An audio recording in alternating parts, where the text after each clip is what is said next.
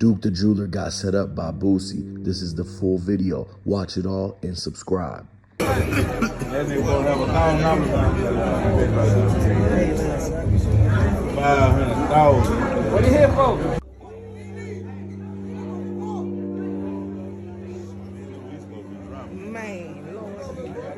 Boosie told them before this whole thing started, before the party flyer went out, that he was gonna spend and get that $1 million jewelry from Duke the Jeweler, but he had to find a way to get it back, because ain't no way Boosie was gonna spend all that money without knowing that he was gonna get some type of lick out of it. Every time he do something like that and it's over $1 million on the line, that's when we end up hearing what went down. And so when we seen what happened, the fact of the matter is that he signed up to the people at the door to say how much that they had on him. So when they seen that Duke the Jeweler had over $645,000 in his purse, then that's when they approached him and said, you have to step to the side and go to the VIP room meeting. They locked the door behind it. The dude in the red backpack came in. That's when you seen the dude with the cornrow dreads like 2 Chainz reach into the backpack, and he grabbed something, and you see the clip hanging out the side of it. They told him, everybody was, by the time that he got out that room, everybody else was gone, and the dudes followed him out. So they knew exactly where Duke the Jeweler was going to, man, and they took the money right there and found a way to do it so that he could get the money back from the jewelry. But then they also tried to hit the lick for the jewelry, because he found a way to escape out the whole dice game. Most of the time, people get hit up at the dice game. And so because he didn't check in, that's when they was like, okay, we have to get him at the concert. And then that was them seeing that it was an opportunity to actually be able to touch that $1 million in jewelry without having to up the cash. Most of the time, people will put you on the front if it's over $1 million like that. You gotta understand, that's where the whole situation with the jewelers and the rappers, most of them is getting fronted the jewelry. And so when Duke the Jeweler said he wasn't gonna front Boosie, and the only way he does business is cash up front, and he didn't want to do the cash advance. Duke the Jeweler was supposed to get the $1 million cash advance before he even drove down to the concert. So he took a risk filling up his gas tank and going all the way down there. That's a 17.5-hour drive. A lot of you people who's truckers on the road would know that. So by the time he got to H-Town, he looked at it and he said, Boosie, how come you didn't send the wire yet? He said, yeah, I'm trying to get you the bread, but I had to put the credits on the dice game. Come to the dice game with your money, and I'm gonna make sure you get your money back.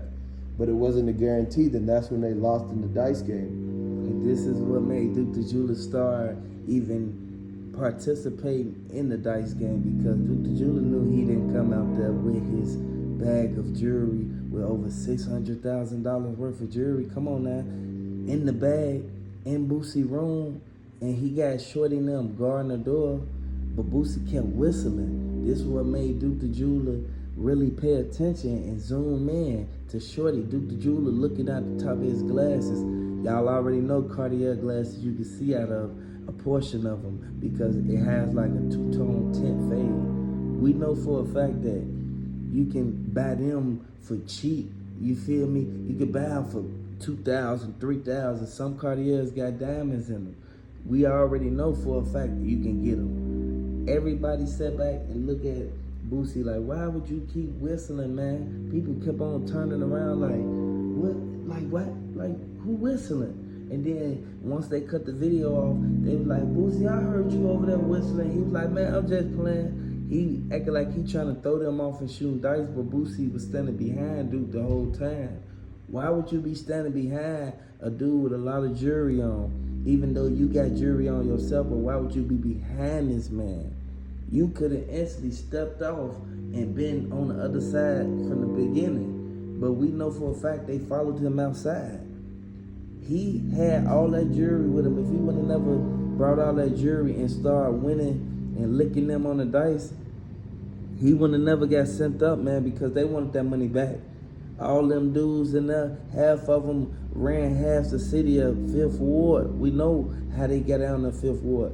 And Lil' Kim was there. RP Takeoff. RP Takeoff, man, because Lil' Kim was in there when Duke the Jeweler got sent up, and people thought that Takeoff, like, you feel me, he was at a dice game right before he got sent up, so they tried to link it together. The feds, they sat there and said, like, yeah, we got to take Lil' Cam down. Lil' Cam was the main one who kept looking at Duke the Jeweler, and Lil' Cam, he opened the door for Duke the Jeweler to leave. Once Duke the Jeweler left, the dude popped out the side who had the black-white beat on. People said that was Lil' Cam, boy. They had him on camera because his hair wasn't even that long then. Because we know for a fact a couple months passed and his hair grew at least 1.5 inches. We sat back and saw how he instantly kept mean mugging him. And old girl on the side, she kept telling J Prince, yeah, look at him over there shining. All that money he got. And the feds found out Lil' Cam had with the whole Lil' Cam and Boosie had the underground dice game ring operation going on, and that's why they was trying to put the stop to it. So once they tricked Duke the Jeweler into going into the dice game, Boosie had said that he was gonna have 3 signals. The first one was gonna be a signal to Duke the Jeweler to let him know when to go all in so that he could get his $1 million for the jewelry. The other 2 signals he told Duke the Jeweler was gonna be a fake whistle and a fake other thing blinking. And so when that happened, Duke the Jeweler think those are the fake signals. But Boosie told the Lil' Cam and the dude with the red backpack that the 2 other fake signals is actually their signal to let them know when to up the pole and when to grab the money. And so once he gave the signal, Duke the Jeweler put $645,000 on the table. He went all in and pushed it in. The dude in the jersey called a bluff. The guy on the other side said he's going to step out the game. He folded it. He folded his whole entire amount out.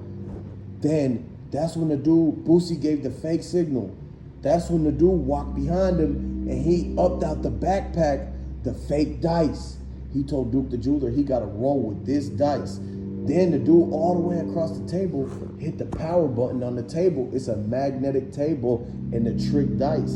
So when Duke the Jeweler rolled it, he rolled it. The one of the dice hit the top of the money stack. Boom. It rolled and he got snake eyes. It was like in slow motion. It made it so that he lost the $645,000 right away. He tried to say, hold on, wait a minute. That hit the top of the money. We need a replay. The dude with the tight shirt, he came up. He was the hefty one. He came up. He grabbed the money and said, no, that's over. Where's mine? I called the bluff. That's when the dude in the jersey turned around and told Boosie to twist the door sideways. And that's when Lil' Cam came out and he told him to restart the whole thing, but he can't keep the $645K. So he said, wait, I don't got no more money to put down. Then he said, okay, then we have to play it again at the concert. And then that's when they broke off. And this is why they instantly told Boosie, like, yeah, why Duke the Jeweler leaving? Duke the Jeweler, he heard him. He said, man, I'm finna get ready to go, man. I gotta get up early tomorrow to sell some pieces. And Boosie said, man, well, let's finish our transaction. That's when Boosie had told Duke the Jeweler, go in the room. Once Duke the Jeweler went in the room, that's when they, you feel me, the nephew and them, they instantly stand by the door. They was fake acting like they was his security. I want y'all to hit the like button, subscribe to the channel. That truck that came in was unidentified when that dude ran out. They held him right there. It was a standoff. It was almost like a hostage type of situation. And it was right there where Duke had his up. He was about to hit up the dude, but that's when the other guy came right behind. And that's when the only thing that was left was that same cup that Boosie had in his hand, man. You got to understand, Boosie said it on his own. He turned into a completely different person. At one moment, everything could be going smooth, going good. Everybody having a good time at these dice games, at these parties. They rented out the mansion. They rented out the Airbnb, everything like that. But then all of a sudden, after Boosie takes a couple sips, everything turned loose. Everything turned upside down. People start getting held up. Dudes start getting dragged into the side rooms. All you hear is them dragging their nails onto the ground and into the carpet, and you hear the screaming coming from the hallway as they echo down as the dudes is taking them out, man. And this is why the Fed's been watching him while the Duke the Jeweler thing was going on, and they haven't stopped watching him since. And this is what's coming back up now as getting Boosie, and you gotta understand that it's all related to him having that Fletcher with the cup. And everybody really sat back and saw that the DA, she stated this had to been something that happened that came from the inside. People looked at this as if it was just a normal, just a random, somebody just ran up on Duke the Jeweler to try to take his chain. No, once Duke the Jeweler left out, he was going to the red truck. It was a 350. Y'all already know the Ford, the big thing. People sat back and looked at it. People thought that it was a game. People really put their eyes on what's going on, and they said, you know what? This was a setup, because as soon as they walked, even in the hallway, that's when they tried to snatch the chain. This is why Duke the Jeweler turned around, and then Duke the Jeweler fell. Once he fell, he tried to instantly run back up in there, but they was blocking the way with the blicky. They had the blicky out in the hallway. The other dude who popped out the side of the crease in the wall, he was the main one who basically ran Duke the Jeweler off. Next thing you know, Duke the Jeweler run out the building. He run to the car. This is where Duke the Jeweler proceeded to go in the glove compartment. Once Duke the Jeweler went in the glove compartment, he pulled, you feel me? He pulled his little thing out that he came out there with, because he drove out there. He did not real live, like, just instantly hop off the plane and go straight to Boosie. Y'all know he hopped off the plane and went to get a rental. And this is where he took care of his business. He went meet his homies.